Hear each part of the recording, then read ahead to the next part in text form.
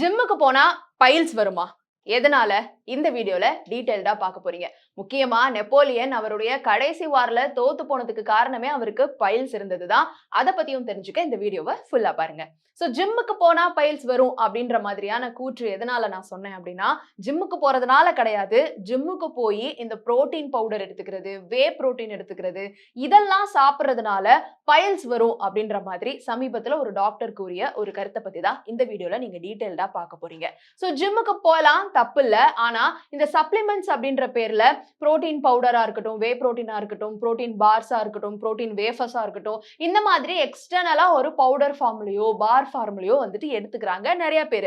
அது அவங்களுக்கு ஒரு சப்ளிமெண்டா அவங்களுடைய வெயிட் லிஃப்டிங்க்கு ரொம்ப ஹெல்ப்ஃபுல்லா இருக்கும், அவங்க பாடி பில்டிங்க்கு ஹெல்ப்ஃபுல்லா இருக்கும் அப்படின்னு. ஆனா அந்த புரோட்டீன் பவுடர்ஸ் எல்லாமே எடுத்துக்கிறது ஹெல்தியான ஒரு விஷயமா அப்படின்னு கேட்டா அதுல ஒரு மிகப்பெரிய ஒரு டிஸ்கஷனே போயிட்டு இருக்குது. ஒரு பக்கம் ஹெல்தின்னு, ஒரு பக்கம் அன்ஹெல்தி அப்படின்னு. ஆனா சமீபத்துல ஒரு டாக்டர் சொல்லியிருக்கிற ஒரு விஷயம் என்னன்னா, அவங்களுக்கு வரக்கூடிய பேஷண்ட்ஸ் அதிகப்படியா பைல்ஸ்னால அஃபெக்ட் ஆயிருக்கிறவங்க எல்லாருமே ஜிம்முக்கு போறவங்க புரோட்டீன் பவுடர் எடுத்துக்கிறவங்க அப்படின்னு சொல்றாங்க. இந்த புரோட்டீன் பவுடர் எக்ஸசிவா எடுத்துக்கிறதுனால பைல்ஸ் கண்டிஷன்னால நிறைய பேர் அஃபெக்ட் ஆகுறாங்க. பைல்ஸ்க்கு முன்னாடி ஃபர்ஸ்ட் விஷயம் என்ன இதனால அஃபெக்ட் ஆகுது அப்படின்னு பாத்தீங்கன்னா, கான்ஸ்டிபேஷன் தான் வருது அப்படின்னு சொல்றாங்க. ஏன்னா இந்த எக்ஸசிவா எடுக்கக்கூடிய இந்த புரோட்டீன் பவுடர்ல இருக்கக்கூடிய கண்டென்ட் என்ன அப்படின்றது நம்மளுக்கு தெரியாது. அண்ட் நம்ம பாடியுமேவும் புரோட்டீனை அதிகமா டைஜஸ்ட் பண்றதுக்கான அந்த ஒரு எனர்ஜியோ இல்ல புரோட்டீனை ஃபர்ஸ்ட் ஆஃப் ஆல் டைஜஸ்ட் பண்றதுக்கு நம்ம பாடியோடைய கிளைசமிக் இண்டெக்ஸ் வந்துட்டு ரொம்ப கம்மி ஆகுது அப்படின்ற மாதிரியும் சொல்றாங்க.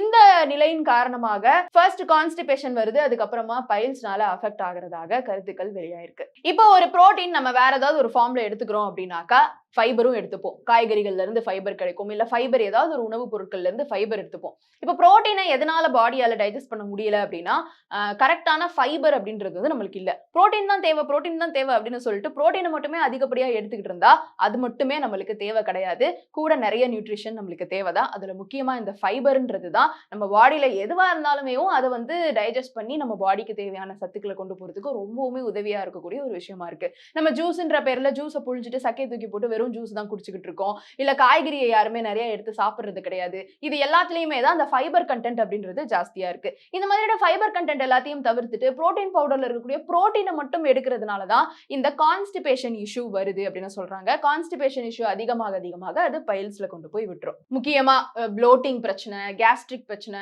டயரியா, இந்த மாதிரியான ஸ்டொமக் சம்பந்தப்பட்ட any type of problem protein powder அதிகமா எடுத்துக்கிறவங்க ஃபேஸ் பண்ணிருப்பீங்க. அண்ட் அதையும் தாண்டி லாக்டோஸ் இன்டாலரன்ஸ் இருக்கிறவங்களுக்குமே இது ஒரு பிரச்சனையா இருக்கும். இதுல ஆடட் சுகர்ஸ் இருக்கலாம். இதுல இருக்கக்கூடிய கண்டென்ட் எல்லாமே வந்து உங்களுடைய பாடியில புரோட்டீனை கொடுத்தாலும் சைடு எஃபெக்ட்ஸ் நிறையவே உண்டு பண்ணலாம் அப்படின்னு சொல்லப்படுது. In some cases protein powders நீங்க எடுத்துக்கிறதுனால பசியே உங்களுக்கு எடுக்காது. பசி எடுக்காதப்போ ரிச்சான ஃபுட்டையே நீங்க அவாய்ட் பண்ணிருவீங்க அப்படின்னு சொல்றாங்க. அதனால உங்களுக்கு பசி தன்மையே குறைஞ்சிருச்சு அப்படின்னா சரியான உணவுகளை நீங்க எப்படி எடுத்துக்குவீங்க? ஜஸ்ட் புரோட்டீன் பவுடர்லயே உயிர் வாழவும் முடியாது. அண்ட் ஆல்சோ சில ஸ்டடிஸ் என்ன சொல்லுதுன்னா, எக்ஸசிவா நீங்க புரோட்டீன் எடுத்துக்கிறதுனால உங்களுடைய போன் ஹெல்த்துமேவும் நாளடைவுல வந்து கம்மியாயிடும் அப்படின்னு சொல்றாங்க.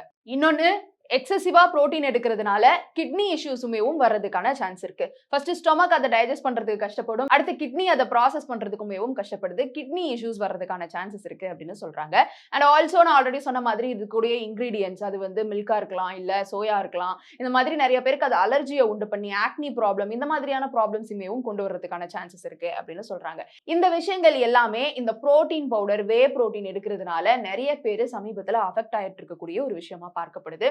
இதை தாண்டி நெப்போலியன் அவர்களே வந்துட்டு கடைசி வார்ல தோத்து போனதுக்கு காரணம் அவருக்கு பைல்ஸ் இருந்ததுதான் அப்படின்னு சொல்றாங்க. அதாவது பைல்ஸ் அப்படின்ற ஒரு கண்டிஷன் வந்ததுனால வேர்ல்டு வார்ல இருக்கக்கூடிய ஒரு டெசிஷனையே வந்து திருப்பி போட்டு நம்ம ஹிஸ்டரியவே மாத்திருச்சு. அவரால் ஒரு குதிரையில உட்காந்து போய் அவரால் ஃபைட் பண்ண முடியல, நிக்க முடியல, நடக்க முடியலன்ற சிச்சுவேஷன்ல அவருடைய பிளேஸ்ல போய் படுத்து அவருடைய பிளேஸ்ல போய் ரெஸ்ட் எடுத்துட்டாரு. இதனால வாரையும் அவர் தோத்துட்டாரு. இந்த ஒரு விஷயமுமேவும் ஹிஸ்டாரிக்கல் லெவல்ல பேசப்பட்டிருக்கக்கூடிய ஒரு விஷயமா இருக்கு. அதனால இந்த பைல்ஸ் அப்படின்றது வந்து ரொம்ப ரொம்ப சீரியஸான ஒரு கண்டிஷன். அது வர்றதுக்கு நீங்களே தான் காரணமா இருக்கிறீங்க, அதிகப்படியா அந்த புரோட்டீன் பவுடர் எடுத்துக்கிட்டு இருக்கீங்க அப்படின்னா உடனடியா நீங்க ஒரு டாக்டரை போய் கன்சல்ட் பண்ணுங்க. இந்த வீடியோவை பார்த்துட்டு கூட நீங்க டெசிஷன் எடுக்க வேண்டாம். நியர்பை ஒரு நல்ல டாக்டரை போய் கன்சல்ட் பண்ணிட்டு உங்களுக்கு சப்ளிமெண்ட்ஸ் வந்துட்டு ஃபுட்ல இருந்தே எப்படி எடுத்துக்கலாம், எக்ஸ்டர்னலா போகாம.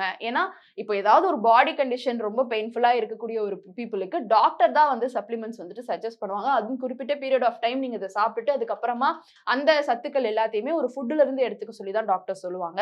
ஸோ ஒரு டாக்டரோட அட்வைஸோட எதா இருந்தாலும் ஒரு எக்ஸ்டர்னல் சப்ளிமெண்ட் அப்படின்றது எடுக்க ஆரம்பிக்க வேண்டியது ரொம்ப ரொம்ப நல்லது. இவங்க சொன்னாங்க, அவங்க சொன்னாங்க, ஆடுல பார்த்தேன் அப்படின்லாம் நீங்க ஒரு சப்ளிமெண்ட் டாக்டரோட அட்வைஸ் இல்லாம எடுக்க வேண்டாம். ஸோ நீங்க ஒரு டாக்டரை போய் கன்சல்ட் பண்ணிட்டு நீங்க புரோட்டீன் பவுடர் சாப்பிடலாமா, வே புரோட்டீனா எடுத்துக்கலாமா, இல்ல புரோட்டீனை எந்த ஃபார்ம்ல எடுத்துக்கலாம் அப்படின்ற ஒரு சஜஷன் கேட்க வேண்டியது ரொம்ப நல்லது.